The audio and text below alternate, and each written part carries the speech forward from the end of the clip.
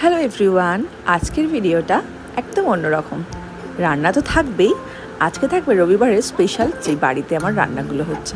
তো প্রথমে হচ্ছে একদম সিম্পল শুকনো লঙ্কা, গোটা জিরে, সামান্য কালো জিরে আর একটুখানি পেঁয়াজ ভালো করে নেড়ে আমি ডালটাকে সাঁতরে নেব। এখানে আমি মুসুরির ডাল রান্না করছি। পেঁয়াজ ফোড়ন দিয়ে মুসুরির ডাল খেতে কিন্তু ভীষণই ভালো লাগে। একদম সাদামাটা রান্না আজকে, কিন্তু খুব স্পেশালভাবে। আর হচ্ছে পটল।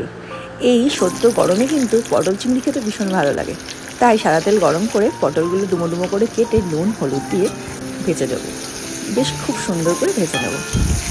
আমার ভাজা কিন্তু হয়ে গেছে। এবার সেই তেলেই আমি কুচো চিংড়িগুলোকে নুন আর হলুদ দিয়ে ভালো করে ভেজে নেব।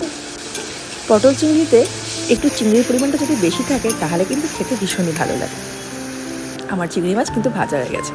এবার একই তেলের মধ্যেই আমি গোটা জিরে, তেজপাতা, পেঁয়াজ আর ডুমো ডুমো করে কেটে রাখা আলু, হলুদ, নুন দিয়ে ভালো করে ভেজে নেব। ভাজা হয়ে গেলে দিয়ে দেবো কেটে রাখা টমেটো কুচি। তারপর নাড়িয়ে চাড়িয়ে দিয়ে দেবো আদা, রসুন, পেঁয়াজ, টমেটো, কাঁচা লঙ্কা পেস্ট।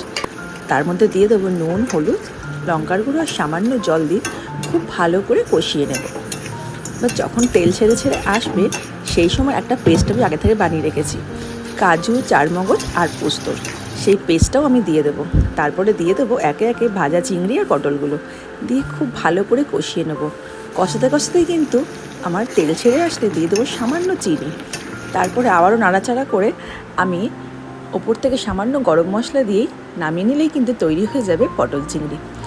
তো এইবার চলে আসি চিকেন। তার জন্য আদা, রসুন, পেঁয়াজ, টমেটো, কাঁচা লঙ্কা খুব ভালো করে পেস্ট করে দিয়ে দিয়েছি।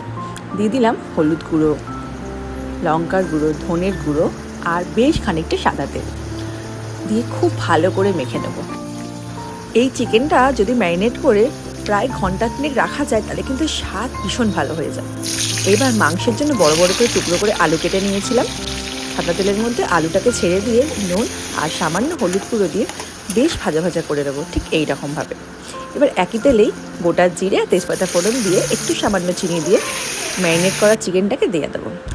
দিয়ে চিকেনটাকে 20 মিনিট মতন আমি খুব ভালো করে লো টু মিডিয়াম ফ্লেমে কষিয়ে নেব। যখন তেল ছেড়ে যাবে ভেজে রাখা আলুগুলো দিয়ে দেবো।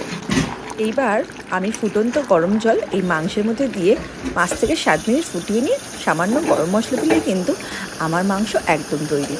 তো রবিবারের ভুড়িভোজ কেমন লাগলো অবশ্যই কমেন্টে জানাবেন। আর যদি ভালো লাগে তাহলে কিন্তু শেয়ার করতে ভুলবেন না। আর পেজ থেকে দেখলে পেজটাকে অবশ্যই ফলো, আর ইউটিউব থেকে দেখলে সাবস্ক্রাইব করবেন। আর আসি নতুন কোনো ভিডিও দেখাবেন। টাটা।